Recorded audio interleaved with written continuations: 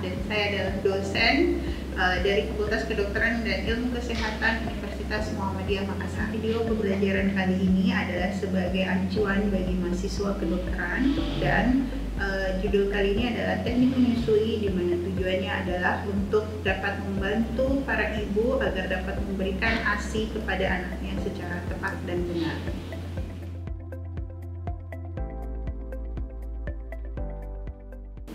Saat ini saya sedang berada bersama pasien, seorang ibu yang baru saja melahirkan dan akan memberikan ASI kepada anaknya.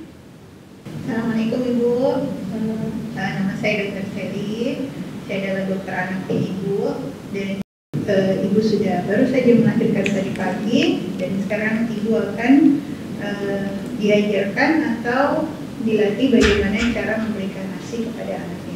Jadi tujuan dari memberikan ASI ini adalah ASI itu dapat meningkatkan daya tahan tubuh bagi bayinya ibu dan bisa nanti bayinya akan tumbuh dan berkembang menjadi anak dengan kesehatan yang optimal, terus memiliki kecerdasan fisik, intelektual dan emosional yang bagus karena pemberian ASI sampai berumur 2 tahun.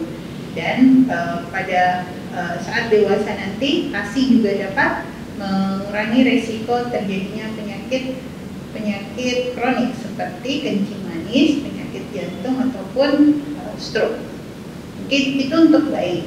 Terus untuk ibu sendiri, kalau ASI itu dia bisa mempercepat pengecilan dari rahim. Jadi waktu hamil, waktu melahirkan itu rahim akan membesar, dan pada saat ibu memberikan ASI maka rahim ibu akan mengecil dengan cepat. ASI itu juga dapat mengurangi perdarahan yang terjadi pada saat ibu habis melahirkan. Jadi kalau habis melahirkan itu keluar darah banyak, itu bisa dikurangi dengan memberikan ASI secara langsung ke bayinya.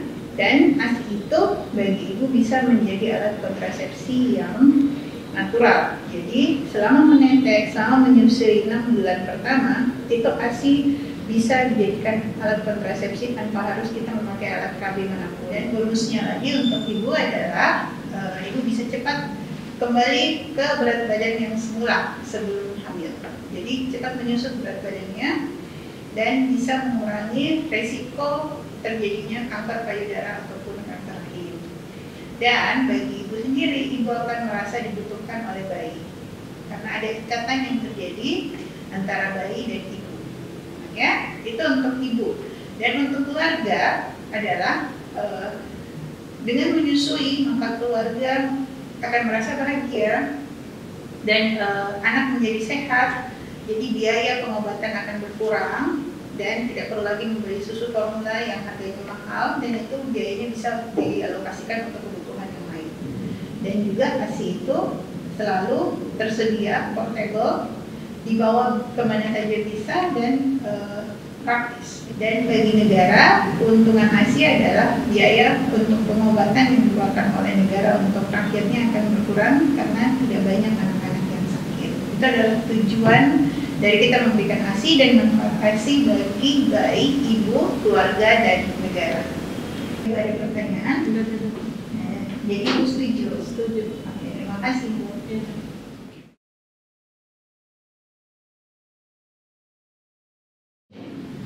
Alat yang digunakan pada video pembelajaran kali ini adalah boneka, manekin boneka, dan manekin payudara. Setelah ibu mencuci tangan dengan air dan sabun, kemudian ibu kita dudukkan di tempat yang nyaman. Kita bisa bertanya kepada ibu apakah ibu lebih nyaman menyusui pada posisi tidur ataupun duduk. Ibu suka posisi yang mana menyusui, tidur atau duduk? Duduk. Oke. Pada saat ibu duduk, pastikan ibu menyandar dengan santai, tidak tegang, dan duduknya agak tegak karena ada bayinya yang akan menetes.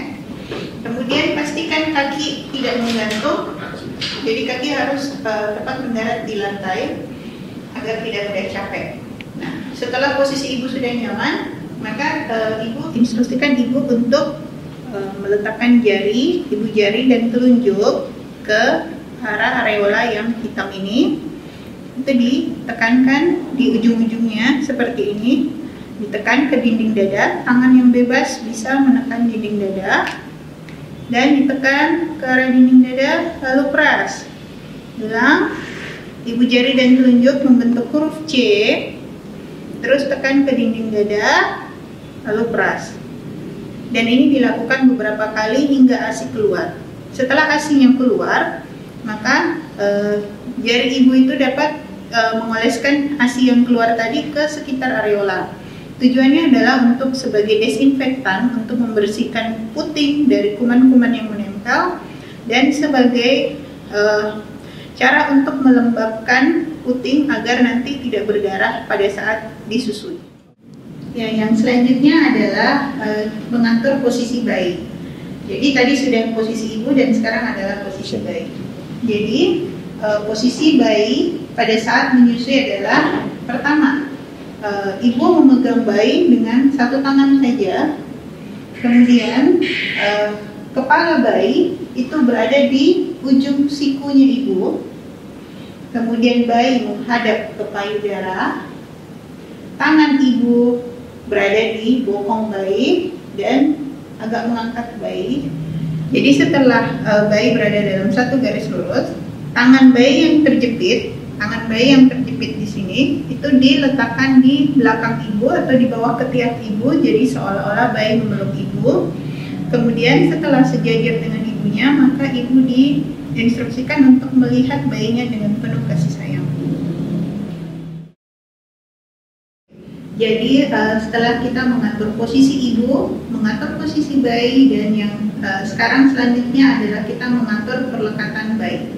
Jadi yang penting adalah posisi dan perlekatan bayi untuk keberhasilan menyusui. Selanjutnya perlekatan bayi adalah pertama-tama ibu disuruh memegang tangan yang bebas, yang tidak memegang bayi, itu memegang payudara dengan cara ibu jari berada di atas payudara dan yang lainnya menopang payudara bayi.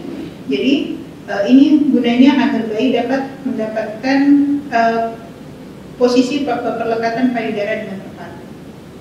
Di sini posisinya adalah tangan ibu berada di luar payudara dan jangan menekan puting dan areolanya saja yang hitam ini, tapi pegang pada satu payudara utuh dan diangkat sehingga sejajar dengan mulut bayi. Yang selanjutnya adalah kita merangsang agar mulut bayi terbuka.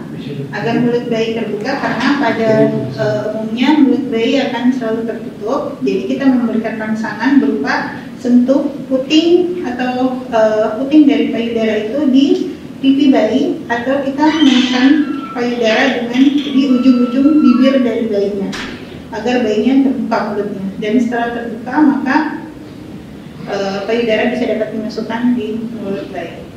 Setelah payudara masuk, setelah puting masuk di mulut bayi, maka tangan yang tadi menopang itu bisa dilepaskan. Jadi tidak perlu lagi memegang payudara terus-menerus. Tangan bisa bebas kemana saja, pegang bayi tetap dengan satu tangan. Yang selanjutnya diperhatikan adalah perlekatan pada bayi, apakah bayi sudah melekat pada payudara dengan benar atau tidak, dengan cara 4 huruf C, A, L, M atau calm. Jadi yang pertama adalah C itu chin itu adalah dagu. Jadi pastikan dagu menempel pada payudara. Kemudian A, areola. Jadi areola, sebagian besar dari areola itu masuk ke dalam mulut bayi. Jadi tidak boleh mencucu, harus masuk sebagian besar. L itu adalah lips itu adalah bibir. Jadi bibir atas terbuka dan bibir bawah terbuka ke bawah. Jadi dia membuka secara lebar, bukan mencucu. Dan yang terakhir adalah M itu adalah mouth itu adalah mulut terbuka dengan lebar. Selanjutnya adalah kita meminta ibu untuk memegang payudaranya agar posisinya tepat pada mulut bayi. Jadi pegangnya di luar dari areolanya, kemudian diangkat sedikit sampai sejajar dengan mulut bayi.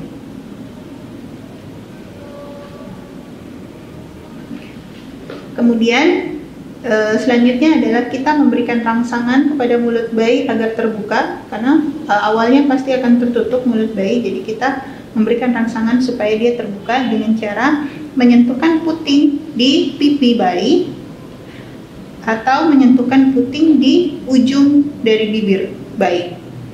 Nah, pada saat terbuka mulutnya, maka payudara putingnya bisa dimasukkan di mulut bayi tersebut.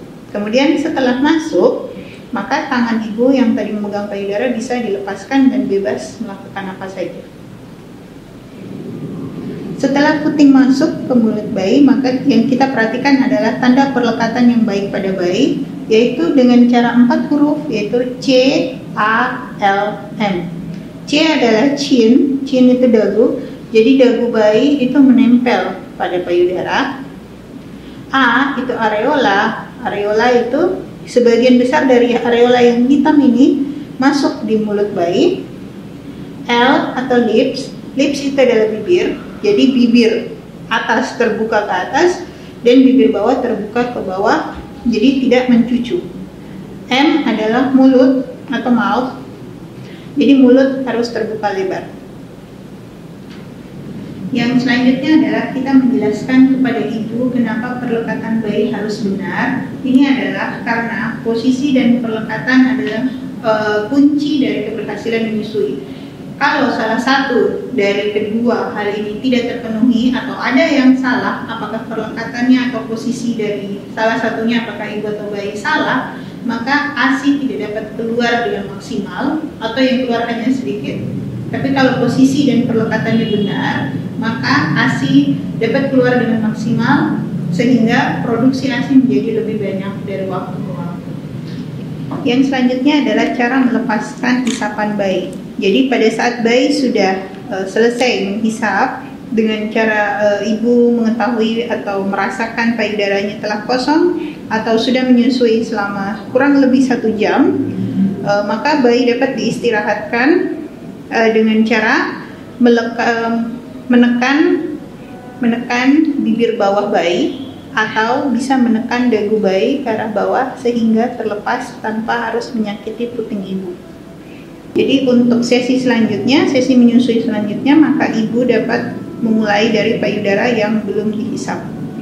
Kemudian setelah selesai menyusui, maka bayi yang tadi sudah dapat dilepas dan ibu bisa memencet seperti awal permulaan menyusui. Jadi kita membentuk huruf C lagi, ibu jari dan telunjuk di ujung areola, kemudian tekan ke dinding dada, lalu peras sehingga sisa ASI tadi dapat keluar dan dioleskan kembali ke puting agar dapat lembab dan bersih kembali.